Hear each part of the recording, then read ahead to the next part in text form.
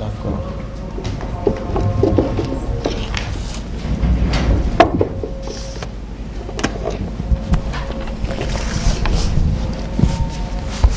Bonsoir, chers amis journalistes.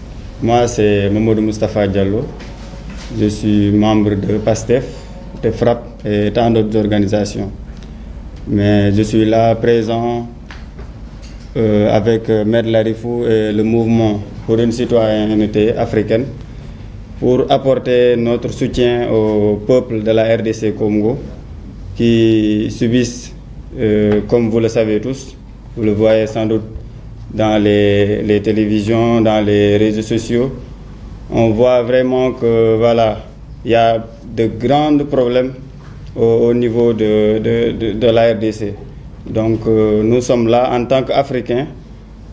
Si un des nôtres subisse, comme l'a été le Sénégal lors des événements de mars 2021 jusqu'à mars 2024, donc il y a eu des mouvements panafricains, des activistes des autres pays d'Afrique qui se sont solidarisés avec le Sénégal. Ils nous ont soutenus afin qu'on puisse voilà, arriver à ce stade-là. Donc c'est dans ce contexte que voilà, j'ai jugé nécessaire d'être présent aux côtés de Maître Larifou et des autres organisations pour appeler à la paix.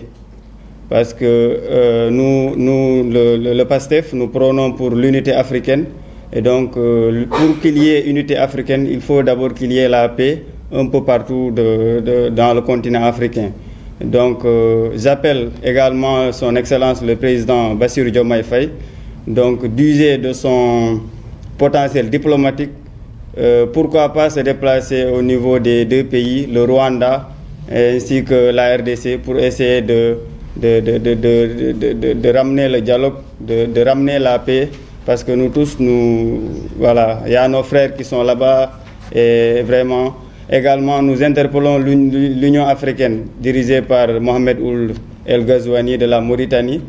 Également, ça suscite des réflexions par rapport à ce que l'Union africaine, ses capacités, parce que l'Union africaine, elle ne peut que sortir des communiqués. Je pense que l'Union africaine doit aller au-delà de ça. De poser des actes, de contraindre à des gouvernements, à des États de respecter vraiment cette unité africaine-là, cette union africaine dont nous partageons tous. Donc, j'appelle à ces deux pays, à savoir le Rwanda et la RDC, à vraiment s'asseoir autour d'une table pour le bien des populations, parce que c'est les populations qui subissent souvent voilà, les dégâts collatéraux.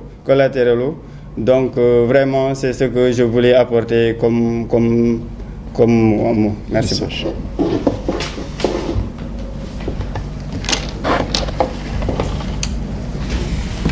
Donc merci beaucoup. Merci Maître Larifou de nous avoir invités. Merci également à Bassirou du mouvement des citoyens africains. Je me présente, moi c'est M. Mamadou Seck. Je suis là aujourd'hui au nom d'une organisation qui s'appelle le Club des panafricanistes, qui réunit à peu près une centaine d'intellectuels et de militants africains. Vous voyez bien, je ne parle pas de nationalité, je parle d'Africains, parce que nous sommes profondément panafricains. Alors, ce qui nous réunit aujourd'hui est assez désastreux, c'est un drame, ce qui se passe en RDC.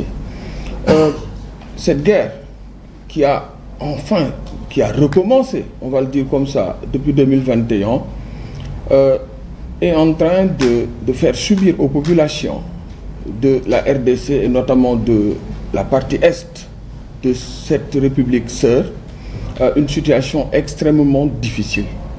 Qu'est-ce qu'on a? On a depuis le mois de décembre à peu près 500 000 déplacés.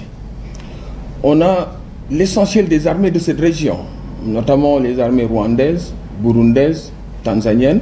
On a également disons des troupes qui sont des troupes des Nations Unies. On a même également des troupes de la SADC. Donc on a complètement un panier à crabes dans cette partie-là de la RDC. Maintenant, pourquoi on a cette situation? On peut l'expliquer de façon extrêmement rapide par les richesses de ce pays, en tout cas de cette partie-là de la RDC. Parce que ce qui se passe réellement à Goma, c'est-à-dire dans la région du Nord Kivu, qui fait à peu près 60 000 km².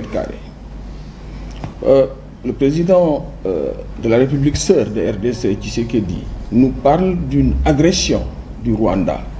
Mais le Rwanda ne fait que 26 000 km², donc contre 60 000 km².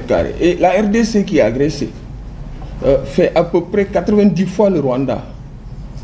Donc vous voyez qu'il y a un autre problème derrière cette agression. Ce qui se passe, c'est que ce sont les richesses de la RDC qui attirent l'essentiel de la communauté internationale, je vais le dire comme ça.